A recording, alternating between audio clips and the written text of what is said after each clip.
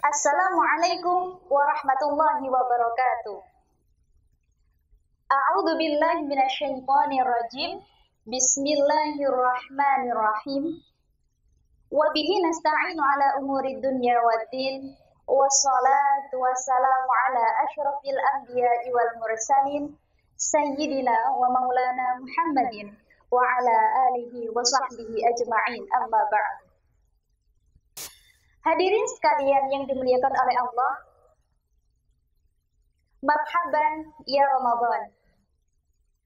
Puasa berarti menahan diri dari makan dan minum serta hal-hal lain yang dapat membatalkannya, mulai dari terbitnya fajar sampai tenggelamnya matahari. Selain itu, puasa juga harus mampu menahan diri kita mulai dari lisan kita sampai perbuatan kita. Jangan sampai kita lalai dari pagi menjelang malam hari hanya menahan rasa lapar dan juga perut kosong. Akan tetapi kita harus berlomba-lomba dalam mendapatkan pahala yang berlipat ganda, terutamanya di bulan puasa Ramadan.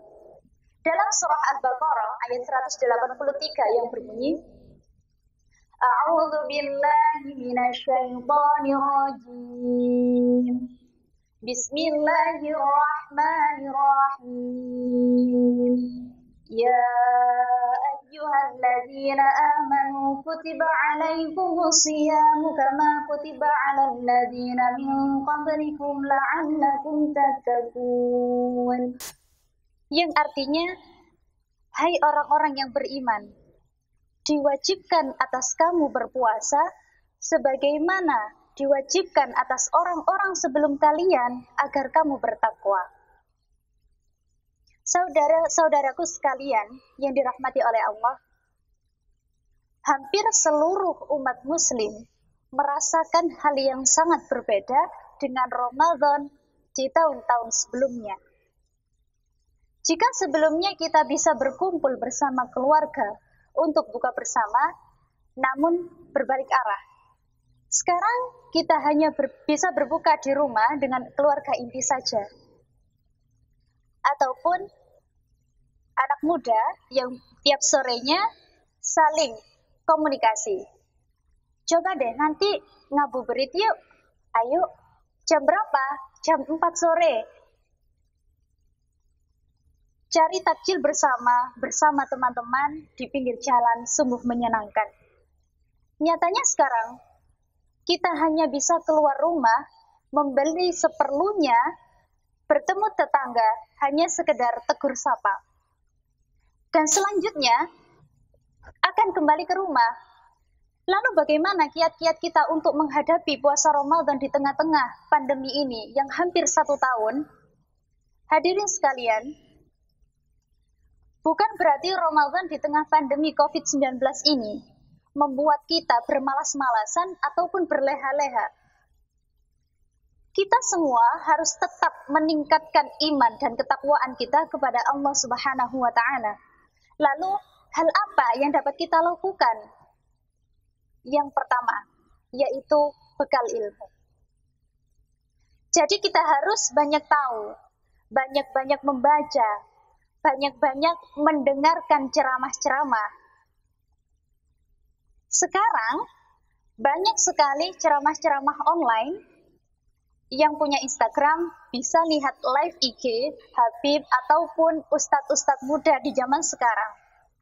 Yang pada intinya, semua pasti mengingatkan kita pada persoalan-persoalan keagamaan. Dari situ, kita mendapatkan ilmu tentang manfaat-manfaat puasa, hikmah di balik puasa, dan lain sebagainya.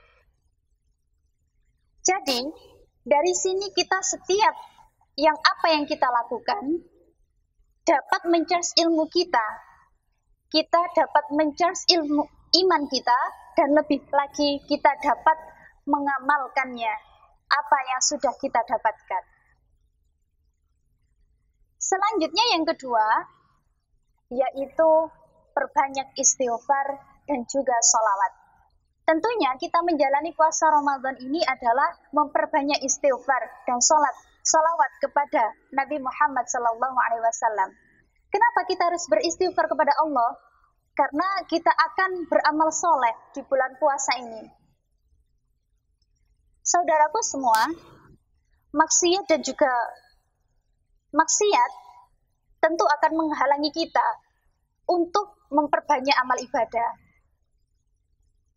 Selanjutnya yang ketiga, yaitu berdoalah kepada Allah agar Allah Subhanahu wa Ta'ala mempermudah jalannya kita untuk melaksanakan ibadah puasa. Berdoalah, ya Allah, berikanlah kemudahan bagiku dalam menjalankan ibadah puasa ini. Ya Allah, berikanlah kemudahan dan juga hamba bisa mampu menahan diri dari godaan syaitan. Sehingga dari sini kita belajar agar mampu menahan diri dari ghibah hingga tidak sampai menyakiti hati saudara kita.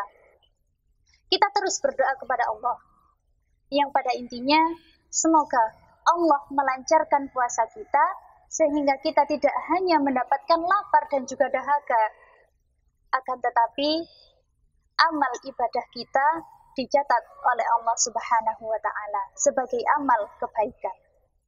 Hadirin sekalian, Rasulullah Shallallahu Alaihi Wasallam telah menyiapkan kepada kita semua, termasuk kebaikan Islam.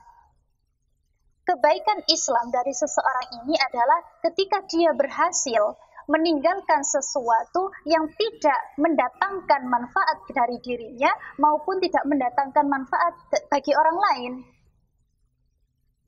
Dan termasuk kebaikan dari seorang muslim ini apa?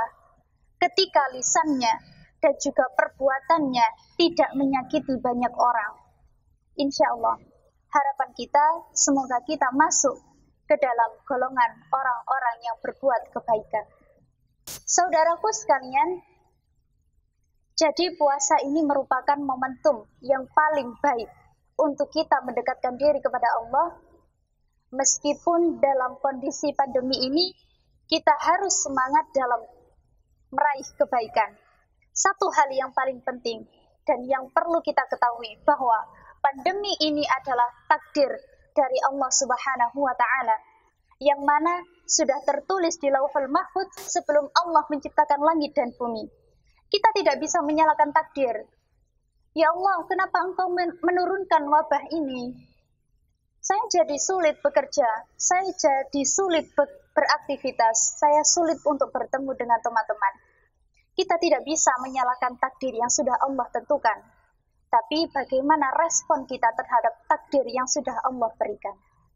Jadi, jalani kehidupan dengan bahagia, syukur dipertebal, dan juga nikmat yang harus kita syukuri dengan sebaik-baiknya.